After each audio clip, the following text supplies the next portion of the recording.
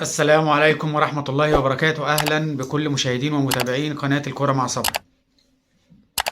هنتكلم النهاردة مع بعض عن موضوع مهم وخطير، وتطرقت إليه أنا شخصيا في الحلقات اللي قبل كده في فيديوهاتي، وهو موضوع التحكيم. اتكلمت أكتر من مرة عن موضوع التحكيم علشان خاطر المنظومة تنجح والدوري يظهر بشكل كويس.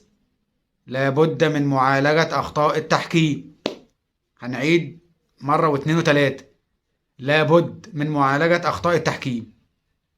أنا مش عارف، يعني أنا ممكن أنا بس اللي شايف أو حاسس باللي بيحصل. أخطاء التحكيم بتزيد بالأخص في ماتشات الأهلي والزمالك. يعني حاسس إن الحكام نفسهم عايزين يوصلوا رسالة إن إحنا مش مستفيدين أي حاجة من الشخص اللي أنتوا جايبينه يطور التحكيم ده. فبالتالي تقوم إدارة الزمالك أو إدارة الأهلي على اتحاد الكورة في يستبعدوه من التطوير اللي هو جاي يعمله. تطوير إيه؟ تطوير إيه؟ لما أنت جاي عشان خاطر تطور التحكيم ومستوى التحكيم نزل عن الأول. يعني كان مستوى التحكيم الموسم اللي فات كان أفضل من كده، وما كانش فيه خبير أجنبي ولا أي بتنجان. كان الدنيا ماشيه والحكام كانوا ماشيين وكان الدنيا تمام وفل. يعني كان في اخطاء بس اخطاء بسيطه، مش اخطاء جسيمه. يعني ايه اخطاء جسيمه؟ يعني لما يكون في ضربتين جزاء في ماتش اسوان والحكم ما يرضاش يحسبهم، ده احسبه ايه؟ لما يكون في ضربتين جزاء في ماتش الداخليه والحكم ما يرضاش يحسبهم، احسب ده ايه؟ يعني طب انت اللي قاعد على الفار، لو الحكم نفسه ما شافش اللعبه، انت اللي قاعد على الفار فين؟ دورك ايه؟ قاعد بتعمل ايه؟ مش انت المفروض العين التالتة للحكم او تالتة ايه؟ يعني مثلا هو معاه اتنين لاينز مان في الملعب، هنقول بس مش واخدين بالهم، عشان خاطر مثلا مسافة الكورة بين اللاينز مان واللاعب المسافة بعيدة، فمش شايفها بالدرجة اللي حكم الفار هيشوف بيها. ما انت قاعد بتعمل ايه؟ الكرة اللي سامسون اتشد فيها دي ما شافهاش، والكرة اللي الحارس طلع فيها بالبوكس خبط دماغ سامسون برضه ما شافهاش. طب نادي الحكم والكرة الهدف اللي الداخلية جابته الهدف الفضيحة، ما ينفعش ان احنا نسميه بأي مسمى تاني غير كده.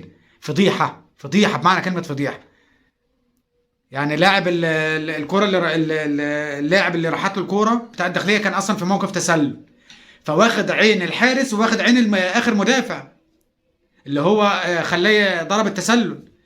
فطبعا لاعب الداخليه حاول ان هو يلحق الكره ما لحقهاش. اللاعب اللي مش متسلل جابها، بس ده يعتبر تداخل. يعني ده الف ب كوره تسلل، ما ناداش لحكم الساحه يطلع تعالى شوفها. يعني انا هفكركم برضو بموقف، نفس الموقف ده بالظبط. كان مباراه الاهلي ووادي دجله، وفي السنه دي وادي دجله نزل درجه تانية.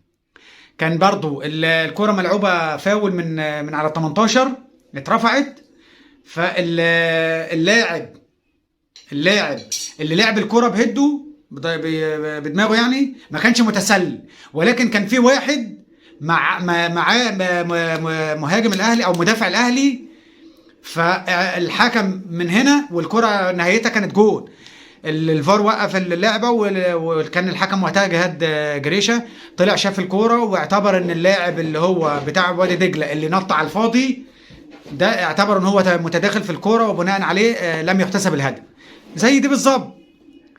المهاجم حاول ان هو يلحق الكوره، هو كان اصلا في موقف تسلل، حاول يلحق الكوره ما لحقهاش، اللي مش متسلل جه وخدها واستفاد بيها وجابها جول. الحكم حكم الفار على اي اساس حسبتها؟ على اساس ان هو مثلا ما لمسش الكوره والتاني هو اللي خدها؟ طب ما هو تدخل فيها، يعني يعتبر خلاص. ما نعرفش بصراحه. التحكيم سيء سيء سيء. ده برضو في شك في ضربه جزاء بين في ماتش انبي والاهلي على لاعب الاهلي، والحكم طلع شافها واعتبر ان هي ايده في الحيز اللي هو حيز جسمه، فمن قوانين احتساب ضربة الجزاء او لمسة اليد، لو الايد مكبره الجسم ماشي، احنا بنعتبرها ضربة جزاء بتحسب عادي. اما لو المسافة قريبة وخبطت في ايدي ما تحسبش، او لو ايدي في حيز جسم وخبطت في ايدي برضو ايه ما تحسبش. فمن هنا طبعا المعايير بتختلف من نادي لنادي. يعني برضو المعايير في ماتش الاهلي او الزمالك بتختلف عن احتسابها في انديه تانية. ودي احنا بنلاحظها كتير.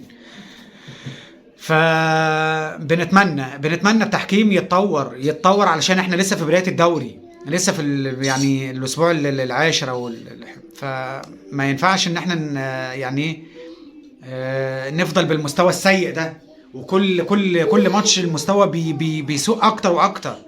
فنتمنى يعني باذن الله ان التحكيم يتطور والدنيا تهدى شويه والحكام يركزوا علشان خاطر المنظومه تمشي في سلام، والدوري ينتهي بشكل كويس، ما يحصلش فيه مشاكل ولا يحصل فيه اي مناوشات بين الفرق وبعضها. دي كانت رسالتي اللي كنت حابة أوصلها بعد مباراة الزمالك والداخلية إن شاء الله. والفيديو القادم هنعلن عن صفقات الأهلي اللي تمت في الانتقالات يناير أو الانتقالات الشتوية. واستنونا وما تنسوناش بالدعم والاشتراك في القناة وتفعيل زر الجرس علشان يصلك كل جديد أو يصلكم كل جديد. دمتم في أمان الله، والسلام عليكم ورحمة الله وبركاته.